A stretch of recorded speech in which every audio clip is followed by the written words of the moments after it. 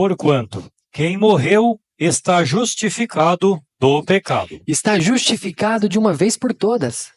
O pecado não tem volta, amados, por isso que eu sempre vou falar e repetir. Quem é nascido de novo não peca. Nós vimos em 1 João 3,9. Quem é gerado pela semente incorruptível, pela semente divina, não peca mais. Porque o pecado é incredulidade. Se eu estou em Cristo Jesus, João capítulo 15, verso 6. Se eu estou em Cristo Jesus, agora eu sou uma nova criatura, eu não peco mais. Porque eu coloquei a minha fé, a qual Ele próprio me deu a fé, nele próprio. Para que agora eu fosse uma nova geração, a geração eleita por Ele. Mas o que acontece com os que não estão em Cristo? Ou permanecem ainda no pecado? Se alguém não estiver em mim, será lançado fora à semelhança do ramo, e secará, e o apanham, lançam no fogo e ardem. Esse é o destino de quem não está em Cristo. E para estar em Cristo, amados, é necessário crer na promessa que Ele fez, ao qual foi lida no João 12,32. É a única coisa que nos inclui em Cristo Jesus, foi a atração. Nos atraiu para morrermos, sepultados e ressuscitados com Cristo. Para agora conhecermos, amados, o que é, pelo menos, a árvore da vida, a qual nós citamos aqui no texto. Porque depois da queda do homem, amados, o Senhor expulsa ele e a esposa, ele e Eva, lá do jardim. Porque lá tinha aquilo que dava a vida, e dava a vida em abundância, que é a árvore da vida. Então disse o Senhor Deus: Eis que o homem se tornou como um de nós, conhecedor do bem e do mal, assim para que não estenda a mão e tome também da árvore da vida e coma e viva eternamente. Aí se colocaria um problema, amados. Porque se o pecado necessita de morte para ser justificado, como mataria aquele ser que se tornou eterno? É por isso que nós somos expulsos de lá. Porque se o homem tocasse naquele fruto, tomasse, comesse, teria vida eterna, mas vida no pecado eterna. E agora, amados, não adiantaria o sacrifício, porque se a morte não pode mais me tocar porque eu sou eterno, o pecado estaria em mim eternamente. Por isso foi tirado o homem e foi guardado o caminho, O Senhor coloca querubins, ao oriente ou ao leste, como diz algumas versões, para guardar o jardim do Éden.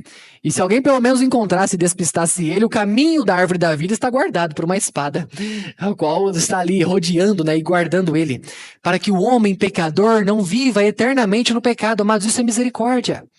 O Senhor teve misericórdia para com todos nós. Em Romanos capítulo 5, versículo 8, Ele prova o seu amor para conosco. Isso é o significado de misericórdia. Porque apesar do homem ter caído naquele momento, apesar do homem ter aberto mão de toda aquela divindade que ele vivia, o Senhor ainda providenciou o sacrifício. Mas Deus prova o seu amor para conosco, em que Cristo morreu por nós, sendo nós ainda pecadores. Olha a misericórdia. Amados, o homem tinha acabado de abrir mão de tudo aquilo que ele vivia. Não sei quantos anos Adão viveu naquele estado, amados? A Bíblia pelo menos não registra. Mas entendo, foram muitos anos. Muitos anos ali conversando com o Senhor face a face, que fala que eles fugiram da presença de Deus. Então o Senhor estava andando no meio do jardim, na viração do dia. E eles se esconderam porque se envergonharam. E aí, o homem abriu mão da presença de Deus. Foi tirado da presença dele, como nós vimos em Isaías 59. O pecado faz separação. Separou o homem de Deus. E agora vem a repatriação através de Jesus Cristo. Ele nos inclui em Cristo. Ele nos inclui agora na novidade de vida. Ele nos inclui naquilo que agora nos torna novos. Pelo sangue do Cordeiro, a qual nos deu essa condição. Fomos lavados. As vestes lavadas, agora as puras, pelo sangue. Chega a ser até um pouco incompreensível, Como que o sangue tem a capacidade de lavar e deixar aquilo puro? Mas é o sangue de Cristo, capaz de purificar todo o pecado de todo ser humano. Único capaz de fazer isso. E agora, libertos do pecado, limpos do sangue, limpos pelo sangue, limpos do pecado, atraviados. Arrumadinhos, esperando o dia, viu, amados? Muito bonitinhos aqui. Esperando agora o esposo vir buscar a esposa. Fomos convidados ao casamento, amados, para cear, para participar das bodas, participar do casamento. Ninguém era digno de estar naquela festa. E aí tem a representação da palavra sendo anunciada aos gentios. E ele fala: vão, busquem todos que estão na rua, sentados nas esquinas, anunciem que a festa já está preparada, mas o reino já está preparado. Só basta você querer vir. Mas chegou um lá que não estava vestido. E aí o rei viu. O que você está fazendo aqui? Ah, me chamou, eu vim. Mas e as vestes?